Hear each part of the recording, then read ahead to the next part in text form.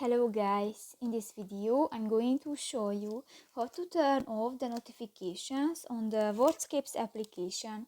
But first of all, I just want to mention, please don't forget to subscribe to our channel, because at 100,000 subscribers we are going to show you our YouTube revenue statistics and growth strategy, how to make money online. So let's jump into it. First of all, open the application on your device.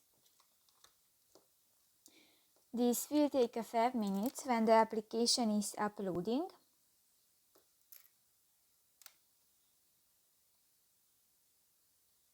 And you go to the settings icon at the lower right corner of the screen. In the settings section, you can find the third option, the notifications, and if you want to disable, just click to the on button, and the notifications is turned off. So that's pretty much it for this video, guys. See you in the next one. Bye bye.